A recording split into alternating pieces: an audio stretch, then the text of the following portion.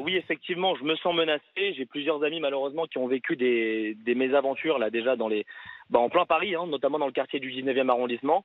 Où on a des individus qui passent devant des synagogues, qui crient Allahu Akbar avec des drapeaux palestiniens.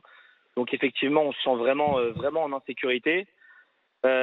Initialement, je voulais intervenir en fait à l'émission parce que moi je suis franco-israélien. J'ai été appelé en fait en tant que réserviste parce que j'ai fait l'armée israélienne dans les unités d'élite. Donc, vous partez voilà, là ils m'ont rappelé. Là je pars dans effectivement 2 jours. Je suis chef d'entreprise, donc je dois régler. Vous laissez tout tomber, vous partez vous battre? Alors je laisse pas tout tomber parce qu'on nous a dit que ça allait pas durer très très longtemps. Apparemment l'offensive va être on va dire très agressive. Après, on sait pas vraiment. Hein. On sait pas vraiment, c'est incertain. Donc peut-être que je vais rester 1 mois, peut-être que je vais rester 2 mois, je le sais pas. Je resterai. Et vous êtes prêt à y aller? Vous n'avez pas peur? On a toujours peur. La peur, elle est inévitable quand on se bat contre des terroristes. Mais je suis prêt plus que jamais à y aller. Et ça serait la même chose à l'identique si demain la France m'appelait pour combattre. C'est la même chose. Je suis franco-israélien, donc je suis je me sens autant français qu'israélien. Vous avez 26 ans. Hein. 29. Exactement. Ouais. 26. Et vous avez fait votre service militaire? Tout à fait. J'ai fait mon service militaire. Ouais. Donc là, vous partez. C'est-à-dire que l'entreprise, vous en faites quoi? Je pense qu'en France, ça nous ferait du bien d'avoir un service militaire quand même. Ah oui, totalement. En France, ça nous ferait beaucoup bien d'avoir un service militaire. Je pense qu'on serait tous beaucoup plus patriotes. Oui, mais la différence, c'est qu'Israël est un pays en guerre depuis sa création. Y compris la France est un jeunes, pays en paix. Depuis 75 ans. Séduits par les discours. Qu'est-ce que tu en penses? Y compris ces jeunes séduits par les discours islamistes. Je pense que c'est un truc qui nous rassure, en fait. C'est un truc qui nous rassure. S'ils faisaient le service militaire, mélangé aux autres jeunes français.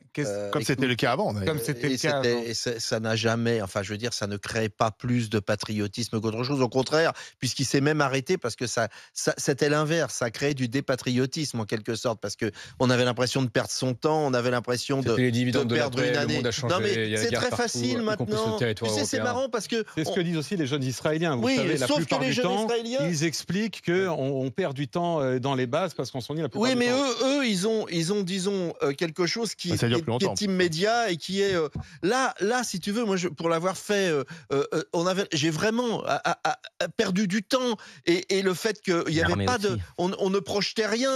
Et ça n'a pas donné cette image. Je pense qu'il y a... Non, pas du tout. Réformé jour 2. Déjà, tu l'as fait, c'est bien. Non, j'ai été appelé comme tout le monde. J'ai fait mes 3 jours. Donc, et après, je suis parti de l'autre côté de l'Allemagne faire le con.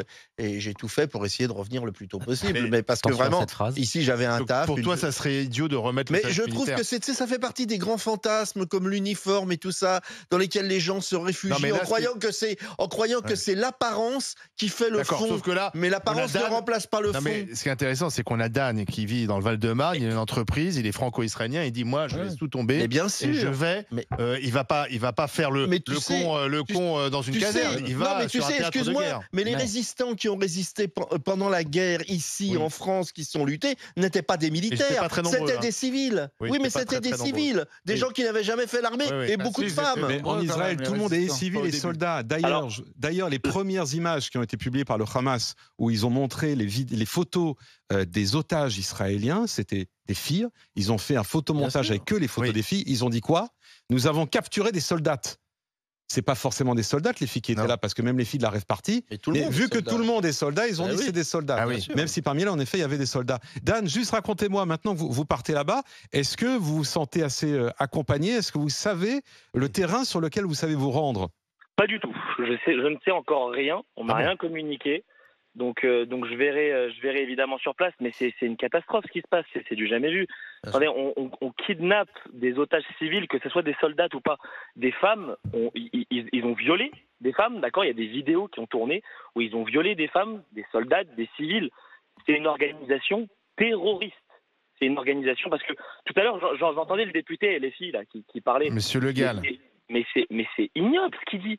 Mais comment on peut dire ça? Comment on peut trouver des justifications qu'un organisme terroriste, d'accord, des terroristes, ils kidnappent des enfants, des femmes et des hommes pour... il justifie pas. Il renvoie un peu essayait de remettre le contexte historique. Il renvoyait quand même dos à dos ce que fait l'armée israélienne, en gros, et ses terroristes. Hein, le contexte, il est très simple. On n'a pas d'État en face de nous. On a des gens qui se battent pour la mort. Nous, on se bat pour notre vie, pour notre sécurité. On a des gens qui se battent contre nous pour la mort. Il n'y a pas de guerre.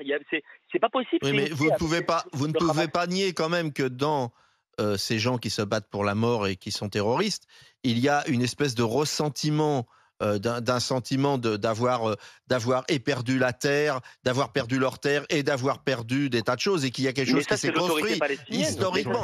Ce n'est pas l'autorité palestinienne qui a colonisé, c'est quand même là des décisions politiques qui sont même opposées à des résolutions de l'ONU. Donc on ne peut pas dire que c'est totalement vierge de tout contexte historique. Mais la politique, elle est là, le contexte historique est là. Moi, je dis pas le contraire. Je suis pas en train de faire un débat sur la politique israélienne. Il a rien dit de plus, hein, notre ami. Il a rien dit de plus, si ce n'est, il a rien dit de plus, qu'il n'a pas condamné fermement les actes de terrorisme. Oui, ça, je suis d'accord avec vous, c'est une connerie. Il y a une ambiguïté. Ah bah il y a une grosse ambiguïté, notamment de lui et sur l'usage de la violence. De M. Mélenchon, et sans parler de Louis Boyard qui tweet des choses ultra borderline. Mais comment on peut faire ça? Je pense que c'est même de l'ignorance. Connaissant un peu Louis Boyard, parce qu'il était dans les grandes gueules, pardon, mais je pense que c'est de l'ignorance. Et alors, je pense qu'effectivement, quand on ne sait pas, on ne tweete pas. Mais il y a une vraie question, parce que quand on voit les communiqués du NPA, ça frise l'apologie du terrorisme. Mais ils vont d'ailleurs un c'est juridiquement problématique. D'ailleurs, certains voudraient attaquer les députés insoumis. Oui, c'est Poutou. Alors Poutou, lui, en revanche, c'est idéologique. Ça, c'est pas de l'ignorance. Oui, mais enfin, il multiplie les tweets et les déclarations depuis 48 heures. Ce n'est même pas samedi matin, lorsqu'on n'a pas encore compris ce qui s'était exactement passé. C'est maintenant, en connaissance de cause, que Philippe Poutou et le NPA continuent à faire Poutou qui se présente comme un gars sympa, en justifiant presque une attaque terroriste. C'est une vraie question juridiquement. Vous savez ce qui va se passer? On peut être antisémite et sympa. Isolons c'est un peu la ça phrase. que tu nous dis. Qu'est-ce qui va se passer, Dan? Ce que je veux dire, c'est qu'il se présente comme un gars sympa et derrière, il est à la lisière de l'apologie du terrorisme. Dan, pardon. Allez-y, Dan. Terminez, Dan. Ce qui va se passer, c'est très simple et c'est malheureux. Ce que les Palestiniens, ou plutôt le Hamas et l'autorité palestinienne, ou même le monde entier, reprochent, on va dire, à Israël, c'est de taper les populations civiles. Pourquoi? Parce que le Hamas, effectivement, ils utilisent la population civile comme bouclier humain. Ok, mais ce qui va se passer de tragique, c'est qu'ils vont utiliser les propres otages, donc les civils israéliens, comme bouclier humain. Donc l'armée israélienne, malheureusement, n'aura pas le choix que de taper sur ses propres civils. Ça sera la seule façon. Ça, vous y croyez? Vous y croyez? Vous pensez que c'est jouable politiquement dans un pays de risquer de tuer ses propres civils? Vous le pensez? Ce n'est que mon avis. Hein. Ça, ce n'est que mon avis. Mais je pense qu'à un moment donné, on n'aura pas le choix. C'est obligatoire. Il y a trop d'otages, il y a trop d'enfants kidnappés. D'accord? Et comme le Hamas ne veut pas de négociations, parce que là, à ce stade-là, c'est plus des négociations. Là, ils vont demander de libérer toutes les prisons israéliennes où tous les terroristes du Hamas sont emprisonnés. Et ça, on sait très bien que c'est pas possible. Donc la solution, ça va se solder par quoi? Ça va se solder par des tentatives de libération, mais on sait très bien qu'on ne pourra pas libérer 160 otages. Ce n'est pas possible. Personne ne peut faire ça.